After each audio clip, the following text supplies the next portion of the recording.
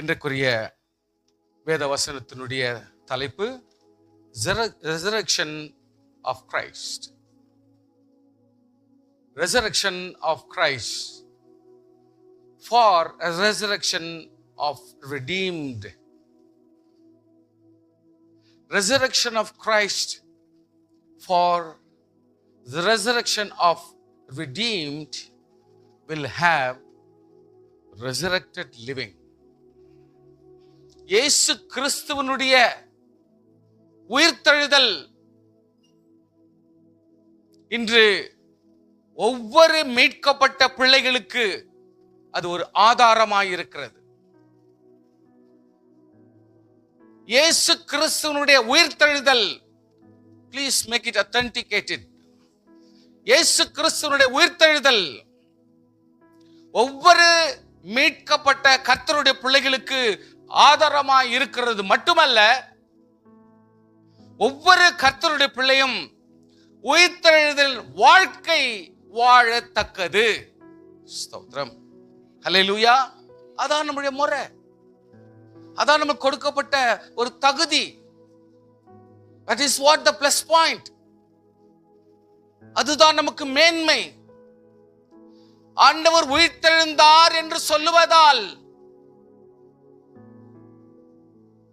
நமக்கு ஒரு மேன்மை உண்டாக வேண்டுமானால், ரட்சிக்கப்பட்ட, ஸ்நானம் பெற்ற, அபிஷேகம் பெற்ற, மகத்துவம் உள்ள ரட்சிக்கப்பட்ட கர்த்தருடைய பிள்ளைகளுடைய ஒரு பெரிய ஆதாரமே எது?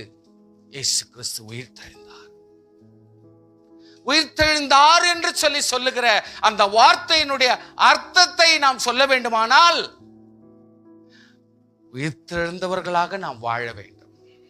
ஸ்தோத்திரம். உயிர்த்தெழுந்தவர்களாக ஜீவிக்க வேண்டும். That is how the testimony. You don't need to give the testimony, please avoid. You will make by your words, and you will make by your vocabulary, and you may not know the exact word how to spell, but one thing you can do, you can live by resurrected living. உயிர்த்தெழுந்த வாழ்க்கை நாம் வாழ முடியும். அது வெளியேற பெற்ற சாட்சியாக மாறுகிறது. ஹல்லேலூயா.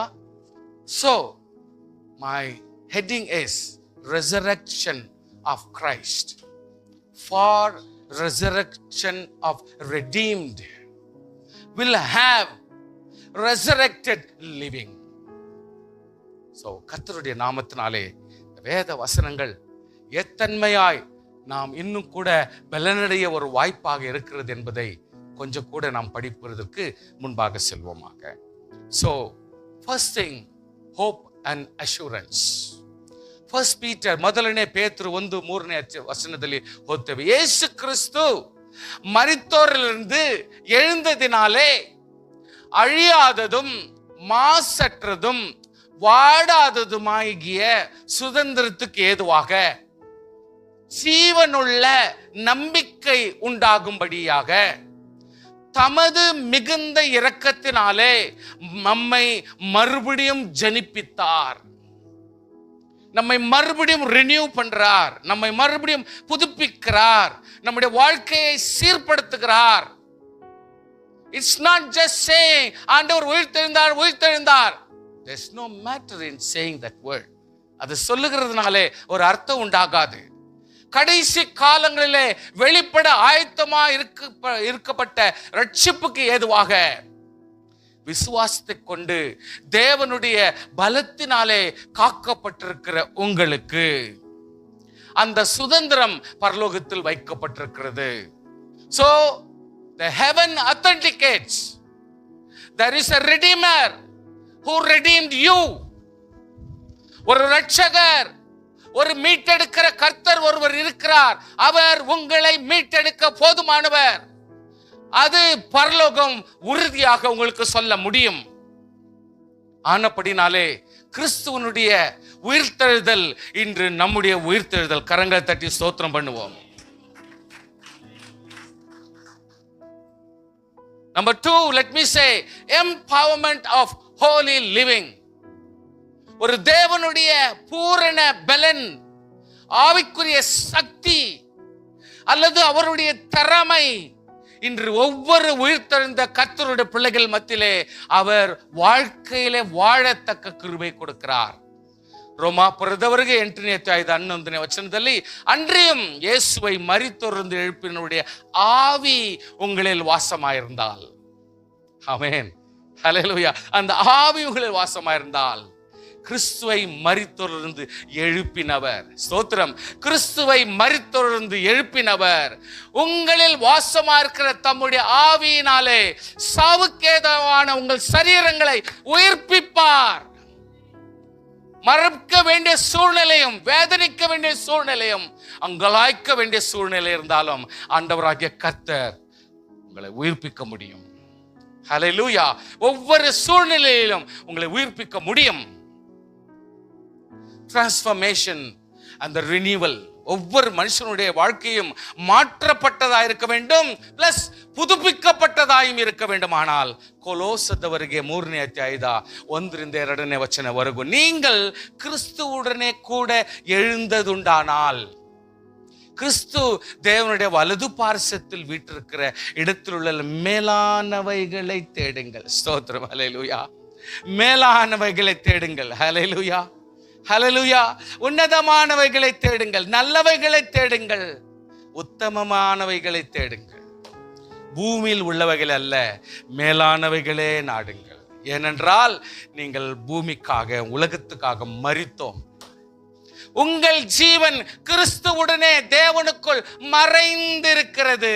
ஸ்தோத்திரம், ஹல்லேலூயா, ஹல்லேலூயா. கிறிஸ்துவுக்குள் நாம் மறைந்திருக்கிறோம். நம்முடைய ஜீவனாகிய கிறிஸ்து வெளிப்படும் பொழுது, ஸ்தோத்திரம், ஸ்தோத்திரம், நம்முடைய ஜீவனாகிய கிறிஸ்து வெளிப்படும் பொழுது நீங்களும் அவரோடு கூட மகிமையிலே சொல்லுங்க வெளிப்படுவீர்கள். ஸ்தோத்திரம், ஹல்லேலூயா. நாமும் வெளிப்படுவோம். அந்த விசுவாசம் நமக்கு இருக்கிறது. கரங்களை தட்டி ஸ்தோத்திரம் பண்ணுங்க. கொஞ்சம் உடம்பு அப்படி ஷேக் பண்ணுங்க பார்க்கலாம். ஹல்லேலூயா. எஸ்.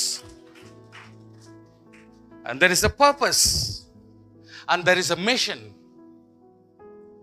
அதுக்கு ஒரு காரணம் வேண்டும். இயேசு கிறிஸ்து உயிர்த்தெழுந்தாலா, அதுக்கு what is the meaning, why, and there is a mission. அதுக்கு ஒரு குறிக்கோள், அதுக்குரிய ஒரு பொருளாக்கம் உண்டு. what is that? ಮತ್ತಾಯ 28ನೇ ಅಧ್ಯಾಯದ 2-20 ವಚನವರೆಗೂ வானத்திலும் பூமியிலும் சகல அதிகாரம் இயேசு கிறிஸ்துவுக்கு கொடுக்கப்பட்டிருக்கிறது. ஆகையால் மறுபடியும் சொல்றேன் பாருங்க, வானத்திலும் பூமியிலும் சகல அதிகாரம் ஆண்டு கொடுக்கப்பட்டிருக்கிறது. ஆகையால் ஆததರಿಂದ, ஸ்தோத்திரம், ஹல்லேலூயா, அவருக்கு அவ்வளவு பவர் இருக்குது. ஆததರಿಂದ சகல சகல சகல சகல ஜாதிகளையும், சகல ஜனங்களையும், சகல மனுஷரையும் சீஷராக்கி, ஸ்தோத்திரம், ஹல்லேலூயா, ஹல்லேலூயா. யாரனாகட்டும், தேவ ராஜ்யத்தில் ஜாதி மதம் கிடையாது. சகல ஜனங்களையும் சீஷராக்கி பிதா, குமாரன், பரிசுத்த ஆவியின் நாமத்தில் அவர்களுக்கு ஞானஸ்நானம் கொடுத்து, நான் உங்களுக்கு கட்டளையிட்ட யாவையும் அவர்கள் கை கொள்ளும்படிக்கு அவர்களுக்கு உபதேசம் பண்ணுங்கள். ஆமென். உபதேசம் பண்ணுங்கள், டீச் பண்ணுங்க, சொல்லிக் கொடுங்க, புரிய வையுங்க, புரிய வையுங்க. புரியுற வரைக்கும் நம்ம சொல்லி கொடுக்கணும். பொறுமையா சொல்லி தரணும். வித்தியாசமான சப்ஜெக்ட்ல சொல்லி தரணும். இதோ யுவர் அட்டென்ஷன் ப்ளீஸ் அப்படின்ற மாதிரி. இகோ உலகத்தின் முடிவு பரிந்தமும் சகல நாட்களிலும் நான் உங்கள் உடனே கூட இருக்கிறேன். What a greatness in that word. What a greatness in that particular word. உலகத்தின் முடிவு பரியந்தமும் சகல நாட்களிலும் நான் உங்களுடனே கூட இருக்கிறேன். இருப்பேன் இல்ல, இருக்கிறேன். இந்த உறுதிப்பாடு வேணும். You need to have the present tense. You need to understand grammatically. அவர் இருக்கிறவர், இந்த செகண்ட்ல இருக்கிறவர், இருக்கிற தேவன் சொல்லுகிறார், உலகத்தின் முடிவு பரியந்தம் சகல நாட்களிலும் நான் உங்களோடு கூட. நீங்க கையை தட்டணும், அந்த உற்சாகம் எழுப்பணும், பொத்திக்கணும். நமக்கெல்லாம் அவர் இருக்கிறவர். உயிர்த்தெழுந்தவர்களாக நாம் இருக்க வேண்டும், உயிர்த்தெழுந்தவர்களாய் மாற வேண்டும். சோர்விலும் துக்கத்திலிருந்தும் மற்ற எல்லாவித சூழ்நிலையிலிருந்தும் நாம் உயிர்த்தெழ வேண்டும். ஆமென். ஹல்லேலூயா. I always feel கிறிஸ்துவத்தையும் ஸ்தோத்திரத்தையும் மகிமையும் பாடலையும் துதியும் கனத்தையும் மகிமையான வித்தியாசமான ஆராதனை என்ன நடத்தினாலும் அந்த உள்ளத்திலே கொஞ்சம் சந்தோஷம் நிரம்பி வரணும். ஹல்லேலூயா. கொஞ்சம் ஆறுதல். வாட் எ கிரேட், என்ன ஒரு அருமையான சந்தர்ப்பம். கர்த்தர் நம்மளெல்லாம் பாட வைக்கிறார், நல்லா துதிக்க வைக்கிறார், ஆட வைக்கிறார், மகிமைப்படுத்த வைக்கிறார். ஹல்லேலூயா, ஹல்லேலூயா. சில பேர் எக்ஸ்ட்ரீம்ல போயிடுவாங்க, ஓவரா எகுறலும் கூத்து போட்டுக்குன்னு அப்படி இப்படிமா இருப்பாங்க. Not necessary, not necessary. Let us have a calm quiet, மரியாதையான ஒரு துதி நமக்குள் இருந்தாலும் மனசுக்குள்ளாக என் ஆண்டவரே மகிழ்ச்சியோடு தொழுது கொள்ள தேவன் எங்களுக்கு கொடுத்த இந்த சந்தர்ப்பத்துக்காக ஸ்தோத்திரம். What a way of worship, what a methodology that we have in worshipping you lord. உள்ளத்துல அப்படியே ஆறுதல் உண்டாகுது, உள்ளத்துல இந்த சமாதானம் உண்டாகுது, உள்ளத்துல இந்த மனமகிழ்ச்சி உண்டாகுது. ஹல்லேலூயா. we are not bargain, we are not barbered. கர்த்தர் நாமத்திலே துண்டிக்கப்படாதவர்களும் நாம் பீரிக்கப்படாதவர்களும் இல்ல. ஆண்டவராகிய கர்த்தர் நம்மை நேர்மையாய் காமா தொழுது கொள்ள துதிக்கவும் ஆராதிக்கவும் தேவன் நம்மை பலப்படுத்தி வச்சிருக்கிறார். பிகாஸ் உயிர்த்தெழுதலின் வல்லமை நம்மோடு கூட இருக்கிறபடினால நாம் பெற்ற அபிஷேகம், நாம் பெற்ற தேவ மகிமை, நாம் பெற்ற அந்நிய பாஷையினுடைய அடையாளம் இன்று நமக்குள்ளாக ஒரு வெற்றியின் உள்ளத்திலே என் ஆண்டவர் உயிர்த்தெழுந்த தேவன் என்கிற அந்த எழுப்புதல் நம் உள்ளங்களிலே இருக்கிறபடினால ஸ்தோத்திரம். ಲೂಕನು ಬರೆದ ಸ್ವಾರ್ಥ 24ನೇ ಅಧ್ಯಾಯದ 52-53ನೇ ವಚನದಲ್ಲಿ ನಾವು ಓದುವರಾಗಿದ್ದೇವೆ. அதற்கு முந்தின வசனங்களை சற்று வாசிக்கிறேன். அப்பொழுது வேத வாக்கியங்களை அறிந்து கொள்ளும்படி அவர்களை மனதை அவள் திறந்து அவர்களை நோக்கி, எழுதியிருக்கும்படி கிறிஸ்து பாடுபடவும் 3ஆம் நாளில் மரித்தொழுந்து எழுந்திருக்கும் வேண்டியதாக இருந்தது. அன்றியும் மனம் திரும்புதலும் பாவ மன்னிப்பும் எருசலேம் தொடங்கி சகல தேசத்தாருக்கும் அவருடைய நாமத்தில் பிரசங்கிக்கப்பட வேண்டியது. நீங்கள் இவைகளை சாட்சிகளாக இருக்கிறீர்கள். என் பிதா வாக்குத்தத்தம் பண்ணியது இதோ நான் உங்களுக்கு அனுப்புகிறேன். நீங்களோ உங்களிடத்திலிருந்து வரும் பலனை தரிப்பிக்க வரைக்கும் எருசலேமில் நகரத்தில் இருங்கள் என்றார். பின்பு அவர் பெத்தானியா வரைக்கும் அவர்களை அழைத்து கொண்டு போய் தம்முடைய கைகளை உயர்த்தி அவர்களை ஆசீர்வதிக்கையில் அவர்களை விட்டு பிரிந்து பரலோகத்துக்கு எடுத்துக் கொள்ளப்பட்டார். ஹல்லேலூயா.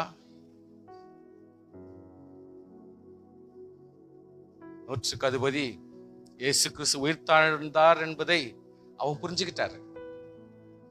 ஆனா அங்கேயும் ஒரு பிசாசனுடைய கிரியை. அவர் உயிர்த்தெழல.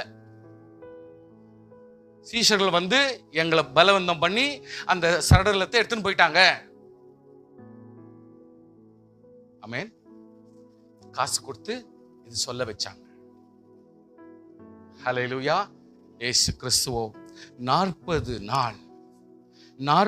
நாள் நம் மனதிலே ஏங்கிக் கொண்டிருக்கிறவர்களும் பயப்பட்டவர்களும் வேதனிக்கிறவர்களும் தன்னுடைய வாழ்க்கையிலே அங்கலாய்க்கிற ஒவ்வொரு உள்ளத்தை உயிர்த்தெழுந்த இயேசு, நீங்கள் உயிர்த்தெழுந்த விசுவாசிகள் என்பதை ப்ரூவ் பண்ணுவதற்காக 40 days அவர் நடமாடுகிறார். ஸ்தோத்திரம் பண்ணுங்க பார்க்கலாம். ஸ்தோத்திரம். ஹல்லேலூயா. நான் உயிர்த்தெழுந்தவராக வாழுவேன். சொல்லுங்க, கையெடுங்க. நான் உயிர்த்தெழுந்தவராக நான் வாழ்வேன். உயிர்த்தெழுந்தவரை தொழுகிற நாம் உயிர்த்தெழுந்தவராக நாம் வாழ வேண்டும். இப்படிப்பட்ட ரோஷன் நமக்கு வரலன்னா கோழையான வாழ்க்கை நமக்கு தேவையில்லை. ஹல்லேலூயா. ஒரு துக்கமான வாழ்க்கை தேவையில்லை, அனாவசியமான வாழ்க்கை தேவையில்லை. ஒரு வெற்றி சிறந்த வாழ்க்கை. ஐயா, கஷ்டம் யாரை விட்டுச்சு? வேதனை யாரை விட்டுச்சு? பணப்பிரச்சனை யாரை விட்டுச்சையா? உங்களுக்கு போதிக்கிறவன் நானே அதே லெவல்ல தான் வாழ. ஆனா ஒண்ணு மட்டும் நிச்சயம், உயிர்த்தெழுந்த இயேசு எங்கள் ரத்தத்தில் கலந்திருக்கு. உயிர்த்தெழுந்த இயேசு எங்கள் உயிர்ல கலந்திருக்கு. உயிர்த்தெழுந்த இயேசு என்னுடைய குடும்பத்திலே கலந்திருக்கணும். ஒரு மனைவியை பார்க்கிறப்போ விரோதியாய் பார்க்கிற, புருஷனை பார்க்கிறப்போ கண்முடித்தனமா மாயமாலத்தனமா அப்படி பார்க்கிற, உயிர்த்தெழுந்தவரா? யோசித்து பாருங்க ஐயா. ஐயா, நம்ம ஜெபம் பண்றோம், சோத்திரம் பண்றோம், அந்நிய பாஷை பேசுறோம். What a life it is. இந்த மாயமாலத்தனம் உதவாது. இன்னொருத்தரை பத்தி நீ கமெண்ட் போடாதீங்க. நீ சொல்லு, நீ உயிர்த்தெழுந்தவரா? கபடம் இல்லாமல் நேசி, கபடம் இல்லாமல் கீழ்ப்படிந்து பார், கபடம் இல்லாமல் வாழ்ந்து பார். கர்த்தர் உன் ஜெபத்திற்கு பதிலளிப்பார். உன் பிரச்சனையை கர்த்தர் மாற்ற முடியும். ஹல்லேலூயா. உங்கள் அங்கலாய்ப்பை மாற்ற முடியும். உன்னுடைய இக்கட்டுகளை கர்த்தர் மாற்றி அமைக்க முடியும். ஸ்தோத்திரம் பண்ணுங்க. எப்படியோ வாழ்றது ஆடு மாடுங்க. பரிசுத்த ஆவி பெற்ற நம்பலாம் அப்படி இருக்க கூடாது. வாழ்ந்த இப்படிதான் வாழணும். அப்பதான் கன்சிஸ்டன்டா ஆண்டவர் உனக்கு துணையாய் ஆவியாளர் வச்சு உங்களை நடத்த முடியும்.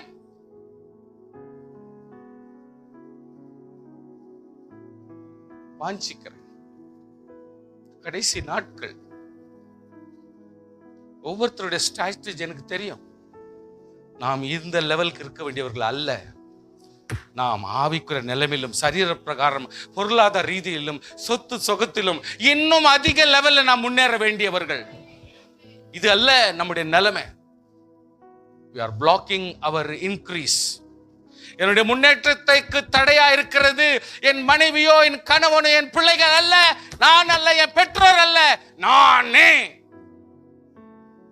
ஒத்துக்குனாலும் ஒத்துக்காவிட்டாலும் அதை தான் நான் சொல்லுவேன். கர்த்தர் யாரையுமே குறை சொல்ல மாட்டார், யாரையுமே கீழே நடத்த மாட்டார். பேசுறது பெருமையா பேசலாம். வாழணும் சாமி, வாழணும். ரோட்ல பைத்தியக்காரன் கூட போறான், முட்டாள் போறான், லூஸ் போறான், அநீதிக்காரன் போறான், உலகத்தின் நாசமானவன் கூட எதிரில் நடக்கிறான். அதுக்காக அவனை போல நீ பிஹேவ் பண்ணலாமா? உன்னில் அபிஷேகம் உள்ள தேவன் இருக்கிறார் என்பதை நீ மறந்துட்டீங்களா? உங்கள் தேவனுடைய வல்லமை இருக்கிறது என்பதை மறந்துட்டீங்களா? வேடிக்கையான வாழ்க்கை. Have some sensitive life within us. உயிர்த்தெழுந்த இயேசு கிறிஸ்து. Now he has commissioned and he is taking off. Our எடுத்துக்கொள்ளுகிறார். That means what? பொறுப்பை நம்முடைய கருத்தில் கொடுத்திருக்கிறார். என் குடும்பமானாலும், என் பிள்ளைகள் ஆனாலும், என் சபை ஆனாலும், என்னுடைய பணமானாலும், என்னுடைய மரியாதை ஆனாலும், என்னுடைய வாழ்க்கை ஆனாலும் வாழ்ந்து காட்டணும். ஆளுக்கு தகுந்த ஒரு வேஷம் போடக்கூடாது, நடக்காது. அதனால தான் இன்னைக்கு நாளைக்கு கூட நம்ம தேக்கின் நடந்து நிற்கிறோம். இன்னைக்கு நாளைக்கு கூட நம்ம முன்னேற முடியல. இன்னைக்கு நாளைக்கு கூட நம்ம பின்தங்கி வாழ்ந்து நிற்கிறோம். Why? கர்த்தர் இங்கே இருந்திருக்கலாமே, ஏன் போனார்? உன்னிடத்தில் பொறுப்பை ஒப்பு கொடுத்திருக்கிறார், அபிஷேகத்தை கொடுத்திருக்கிறார், ஆசீர்வாதத்தை கொடுத்திருக்கிறார், ஆவியானவரை கொடுத்திருக்கிறார். அப்போ அதுக்கு என்ன அர்த்தம்? உயிர்த்தெழுந்த வாழ்க்கை வாழணும் ஐயா. பிரச்சனை யார விட்டுச்சு? போராட்டம் யார விட்டுச்சு? ஹல்லேலூயா. நீ எவ்வளவு நல்லது செஞ்சாலும் உன்னை நல்லவன் சொல்ல மாட்டாங்க ஐயா. உலகம் சர்ச்சு சொல்லாது, விசுவாசி சொல்ல மாட்டார், பாஸ்டர் சொல்ல மாட்டாரு. தெரியுதுங்களா? அப்படிதான் வாழணும் நம்மலாம். 100 பேர்ல 90 பேர் என்ன காரி துப்பி நிக்கட்டும், 10 பேர் என்ன போட்டுனா கூட அது கூட நிஜம் இல்லை. என் ஆண்டவராகிய கர்த்தரை நீ ஏற்றுக்கொண்டா அது மட்டும் போதும். நான் வாழ்ந்து காட்டுவேன். ஸ்தோத்திரம் பண்ணுங்க பார்க்கலாம். நான் வாழ்ந்து காட்டுவேன். சொல்லுங்க, நான் வாழ்ந்து காட்டுவேன். ஹல்லேலூயா. நான் வாழ்ந்து காட்டுவேன். சொல்லுங்க, நான் வாழ்ந்து காட்டுவேன். மறுபடியும் ஃபார்மாலிட்டிஸ், மறுபடியும் ஒரு மேல ஒரு மாதிரி கூர்மையான ஒரு வேதனையை துக்கத்தை வச்சு நடத்தக்கூடாது. நம்மளாம் யாரும் அந்த லெவலுக்கு வரல. ஆவியானவர் உதவித்தான் நமக்கு ஒவ்வொரு செகண்டும் தேவை. நம்மள பலப்படணும். உயிர்த்தெழுந்த விசுவாசிகள் நம்மெல்லாம். அவர் உயிர்த்தெழுந்தபடினாலே அவரோடு பாடுகளை படுகிற நான் உயிர்த்தெழ வேண்டும். ஹல்லேலூயா, உயிர்த்தெழ வேண்டும். அப்போஸ்தலர் 1ஆம் அதிகாரம் 2ஆம் வசனம். அப்போஸ்தலர் 1ஆம் அதிகாரத்தில் நீங்க படிக்க வேணாம், பைபிள்ல இருந்து நீங்க சும்மா மார்க் பண்ணுங்க, அவ்வளவுதான், ஜாஸ்தி இல்லை. I'm sorry. நெக்ஸ்ட் நான் அந்த யூனிட்ஸ் எல்லாம் புதுசா 300 வாட்டி வாங்கிடுங்க. வாங்கிட்டு புதுசா வாங்க, என்ன அதனால பெரிய கதை. விசுவாசிகளை கண்ணால பார்த்துட்டா அவங்களுக்கு இங்க ரெஜிஸ்டர் ஆயிடுமே, அதுக்கு நம்ம இடைஞ்சலா இருக்கக்கூடாது. 1ஆம் அதிகாரம் 2ஆம் வசனத்தில் வாசிக்கிறோம், அவர் எடுத்து கொள்ளப்பட்ட நாள் வரைக்கும், அந்த 40 days வரைக்கும் நாம் செய்யவும் உபதேசமும் பண்ணணும், அப்புறம் செய்யவும் பண்ணணும். சொல்லுங்க ஐயா, நம்ம என்ன பண்ணோம்? ஒண்ணு செய்யவும் உபதேசிக்கும். வீட்டில் இருக்கிறவங்க குழந்தைங்களுக்கு டீச் பண்ணலாம், ஆனா நீங்களும் வாழணும் அதே மாதிரி. சும்மா கார்த்திப்புக்குனே இருந்துட்டு அப்புறம் ஏதோ சொல்லணும் சொல்லிட்டு நீங்க பாட்டுக்கு ரோப் அடிச்சுக்கின்னு சத்தம் போட்டுக்கின்னு கண்ட்ரோல் பண்ணிக்கின்னு இருந்தா வேலைக்கு ஆகாது. நீங்க அதுபடி வாழணும். உபதேசம் பண்றதும் நல்லது, நம்ம செய்யறதும் நல்லது. அதுதான் நியாயம். அல்லேலூயா. பெற்றோர்கள் தான் மாறல். உங்க வீட்டுல உங்க அப்பா அம்மா தான் பாஸ்டர். நான் மறுபடியும் சொல்றேன், உங்க வீட்டுல உலகம் வேற டைப்ல பேசும். நான் சொல்ற ஆவிக்குரிய பிள்ளைகள் வீட்டுல இருக்கிற தாய் தோப்பன் மாதிரிதான் பாஸ்டர்கள். அவங்க தான் பாஸ்டர்கள். குடும்பத்துக்காக தன் ஜீவனை கொடுக்கிறவர்கள். அப்பாவானவர் தேவனாக வாழ வேண்டும், அம்மாவானவர் இயேசு கிறிஸ்துவாக வாழ வேண்டும், பிள்ளைகள் பரிசேயர்களாக வாழ வேண்டும். இதான் முறை. So we need to live accordingly. போதிக்கிறது இப்படி பண்ணாதடா, அப்படி பண்ணாத, இது பண்ணாத, இது பண்ணாத, நல்ல கதை தான். ஆனால் நம்ம வாழணும். நம்ம அதே மாதிரி வாழ்ந்தா மட்டும்தான் தானா வந்துடும் லைஃப். நான் இன்னொரு சந்ததிக்கு அவஸ்தைப்பட வேண்டிய அவசியம் இல்லை. இன்னொரு சந்ததிக்காக நான் போராட வேண்டிய அவசியம் இல்லை. அவர்களே ஜெபிக்க ஆரம்பித்து விடுவார்கள். சோத்திரம். ஆமென். சத்தமா சொல்லுங்க, நல்ல சத்தமா சொல்லுங்க, இன்னும் கொஞ்சம் சத்தமா சொல்லுங்க, எழுந்து நின்று சத்தம் சொல்லுங்க. நீ உன்னதான் கை காட்டிருக்கிற, சொல்லுங்க சத்தமா. வாழ்ந்து காட்டுவேன், வாழ்ந்து காட்டுவேன். இன்னும் கொஞ்சம் ஜோரா. அது வாழ்ந்து காட்டணும், போதிக்கணும், வாழ்ந்து காட்டணும். கர்த்தருடைய பிள்ளைகள் எப்பொழுதுமே செய்யவும் உபதேசிக்கவும் தொடங்கின எல்லாவற்றையும் குறித்து 1ஆம் பிரபந்தம் உண்டு பண்ணினேன். நம்பர் 2, அப்போஸ்தலர் 1ஆம் அதிகாரம் 5ஆம் வசனத்தில் வாசிக்கிறோம். ஆகையால் நீங்கள் எருசலேமை விட்டு போகாமல் என்னிடத்தில் கேள்விப்பட்ட பிதாவின் வாக்குத்தத்தம் நிறைவேற காத்திருங்கள். So many times யூத்ல இருக்கிற வாலிப பிள்ளைகள் சில நேரத்தில் இன்னும் பலப்படாவிட்டால் don't worry. உங்களுடைய எருசலேம் தான் உங்க வீடு, அதுதான் உங்க சபை. அந்த இடத்துல நீங்க இருந்து கற்றுக்கொள்ளுங்க. You have to stay there. It's a training place. இங்கதான் ட்ரைனிங். உங்க வீடும் உங்க சபை தான் உங்களுக்கு ட்ரைனிங் சென்டர். உங்க அப்பா அம்மா முதலாவது பாஸ்டர், 2வது தான் சர்ச்சில் இருக்கிற பாஸ்டர். ஸோ கர்த்தருடைய தயவுனாலே நீங்கள் அந்த இடத்துல இருந்து தரித்திருந்து அந்த இடத்துல செட்டில் ஆகி போய் ஃப்ரெண்ட்ஸு கிட்ட கத்துக்கிறது முறை இல்லை, சொந்தத்தில் கத்துக்கிறது முறை இல்லை, ஊர்ல போய் கத்துக்கிறது முறை இல்லை, குடும்பத்தெல்லாம் விட்டு தனியா போயிட்டு ஜெபம் பண்ணிட்டு வரேன், இந்த விவகாரம்லாம் மை சேவர்ல நடக்காது. நான் போய் தனியா ஒரு இடத்துல ஜெபம் பண்ணிட்டு வரேன், இந்த இதெல்லாம் நடக்காது. இந்த போலி வித்தியாசமான ஜனங்களுடைய வித்தியாசமான எண்ணங்களுக்கு நாங்க இங்க இடம் கொடுக்க மாட்டோம். உங்க வீட்டுல நீங்க இருந்து ஜெபிக்க முடியும், உங்க வீட்டுல இருந்து உபவாசம் எடுக்க மட்டும் நீங்க செய்யலாம். வேற எங்கேயும் போய் நீங்க கத்துக்கிறது நியாயம் கிடையாது. ஹல்லேலூயா. எப்போனா உங்களுக்கு வேணும்னா இன்னொரு இடத்துல போய் அட்டென்ட் பண்ணலாம், ஒரு சபைக்கு நீங்க போகலாம். இங்க இல்லையே அப்படின்னு நீங்க ஓட வேண்டிய அவசியம் இல்லை. இவ்வளவு வசனத்தை தாக்கு பிடிக்கலன்னா இதுக்கு மேல போய் எங்க வேற இடத்துல வசனத்தை நீங்க தேடி பலப்படுறது.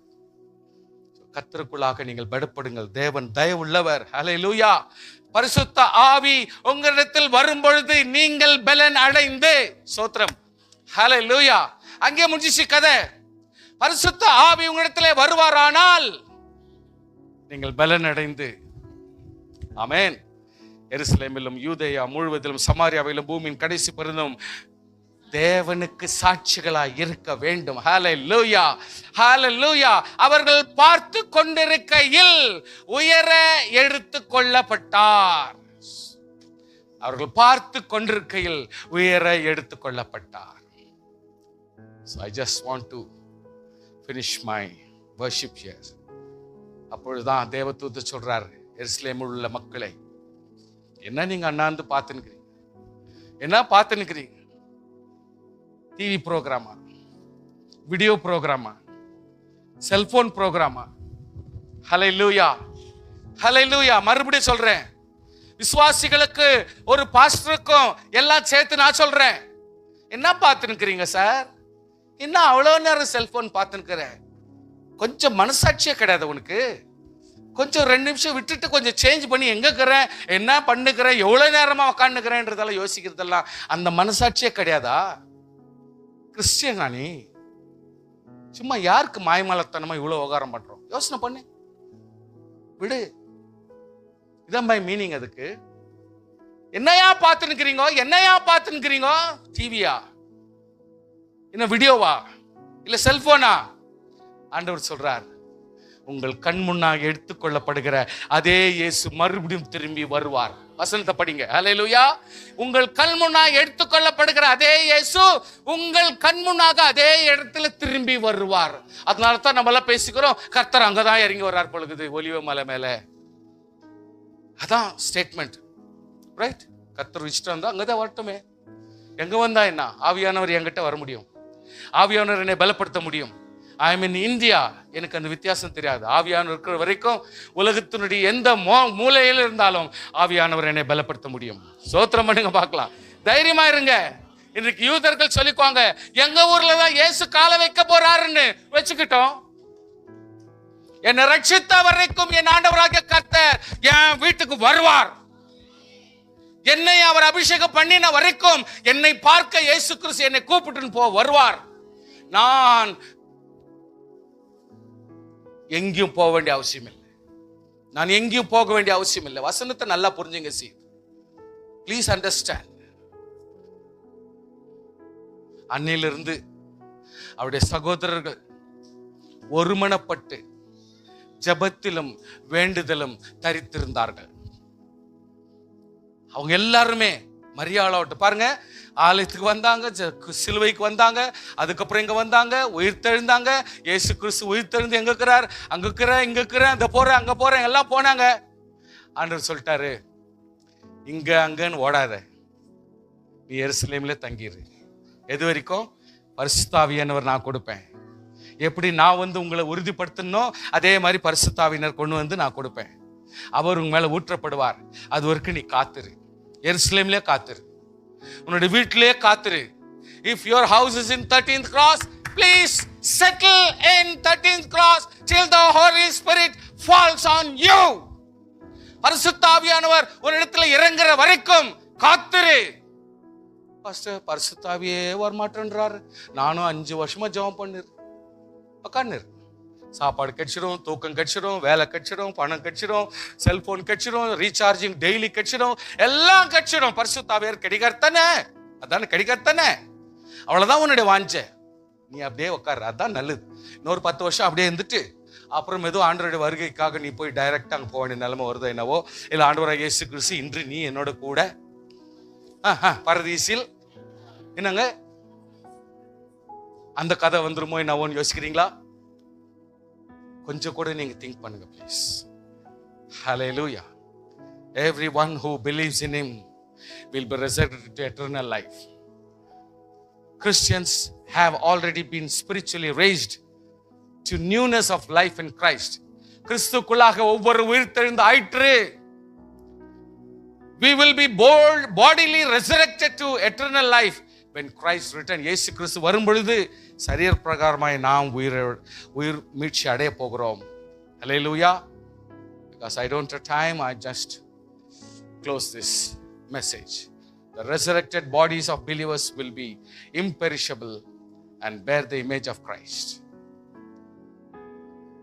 An indwelling presence of the Holy Spirit in all believers guarantees the resurrection. இயேசு கிறிஸ்துவோடு இருக்கிறதை, Holy Spirit நம்மோடு இருக்கிறதை உணரும் பொழுது நாம் எல்லாம் உயிர்த்தெழுந்த பிள்ளைகள் என்பதை நீங்கள் உறுதிப்படுத்திக் கொள்ளுங்கள். Waiting for our resurrection may challenge our faith, but our hope is sure in Christ. கிறிஸ்துவுக்குள் நமக்கு உறுதிப்படுத்திருக்கிறோம். கர்த்தர் நமக்கு நிச்சயமாகவே இரக்கம் செய்வாராக. ஹல்லேலூயா. கர்த்தருடைய பிள்ளைகளே, what is meant by resurrection? பாவத்திலிருந்து விடுதலை, பிரச்சனைகளை மேற்கொள்ளுகிற விடுதலை.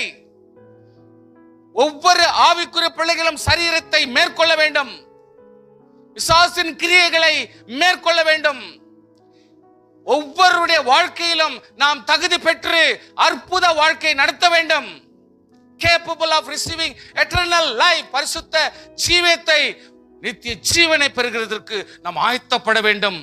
consistent living spiritual life, ஆவிக்குரிய வாழ்க்கை தினம் தினம் வாழ்ந்து கழிக்க வேண்டும்.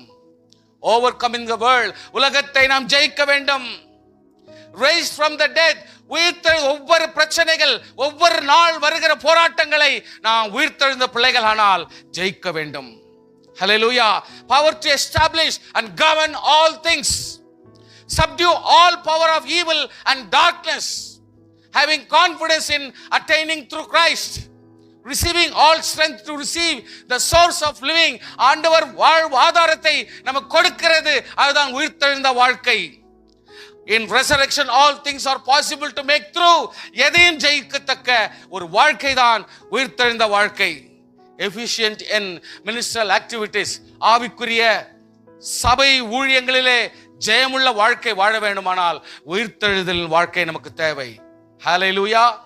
சுவாசியே, கர்த்தருடைய கிருபை, உயிர்த்தெழுந்த வல்லமை நமக்குள் தங்க தேவன் தயவு செய்வாராக. கொஞ்ச நேரம் எழுந்திருந்து ஜெபிக்கலாமா? ஹல்லேலூயா.